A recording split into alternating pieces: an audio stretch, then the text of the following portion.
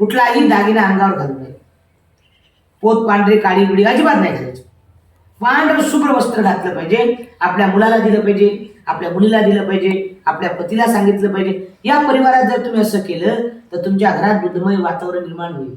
आणि बुद्धमय वातावरण निर्माण झालं म्हणजे तुम्हाला जास्त कष्ट करण्याची गरज पडणार नाही. कशाचे? शिकवण्याचे. मुलांना कळत नकळत बौद्ध संस्कार तो त्याच्या मित्राला सांगेल की माझ्या घरात पौर्णिमा पाळल्या जाते, माझ्या घरात अष्टमीचं पालन केलं जाते, माझ्या घरात अमावस्याचं पालन केलं जाते, माझ्या घरात अष्टमीचं पालन केलं जाते आणि मी बौद्ध धर्माचा पाईक आहे, मी बौद्ध धर्माचा उपासक आहे, मी बाबासाहेबांच्या धम्म चळवळीचा कट्टर वाहक आहे, बाबासाहेबांच्या धम्म चळवळीचा मी पक्का शिष्य आहे. ही जाणीव तुमच्या मनामध्ये तुम्हाला एक आत्मविश्वास वाढेल. मी बाबासाहेबांच्या धर्माशी प्रामाणिक आहे असं छातीवर आठवून म्हणणार. जेव्हा बरं बरोबर मी बाबासाहेबांच्या धर्म चळवळीसाठी कट्टर पाईक आहे. यानंतर बाबासाहेबांच्या धम्म चळवळीच्या संगत वागणार नाही. मी बौद्ध धर्माचं कट्टरतेने पालन करेल. माझ्या आयुष्यामध्ये बाबासाहेबांना, बुद्धांना, माझ्या आई वडिलांना ठेच पोचणार नाही, दुःख होणार नाही, विचार करण्याची वेळ येणार नाही. माझ्या आई वडिलांच्या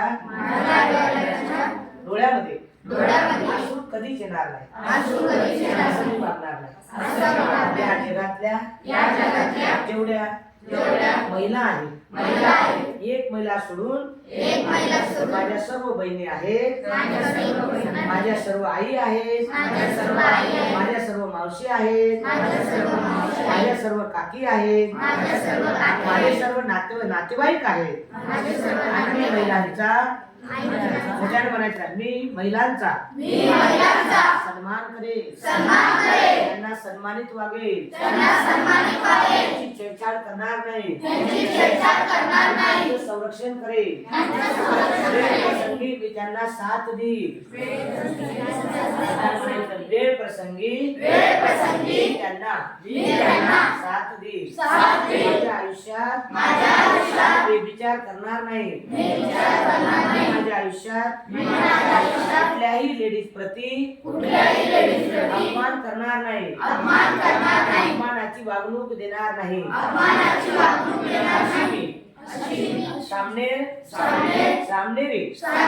बेसिक प्रशिक्षण मध्ये माझ्या गुरुच्या साक्षीने मी माझ्या संपूर्ण आयुष्यात बाबासाहेबांच्या संगत वागणार नाही अशी मी शपथ घेतो, अशी मी शपथ घेतो, अशी मी शपथ घेतो.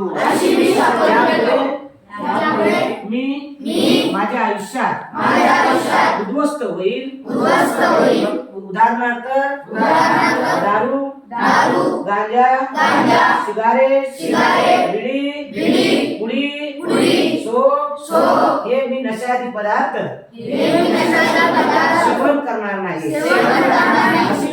अशी मी शाश्वती गॅरंटी माझ्या गुरुला आपल्या सर्वांच्या साक्षीने देत आहे. मी माझ्या आयुष्यात कधीच खोटं बोलणार नाही. मी दुसऱ्याला फसवणूक करणार नाही. मी माझ्या आयुष्यात माझ्या आई वडिलांना फसवणूक करणार नाही, त्यांना धोका देणार नाही, त्यांचा गैरसमज करणार नाही. मी आयुष्यभर देवता तुल्यप्रमाणे सांभाळण्याची शपथ घेतो.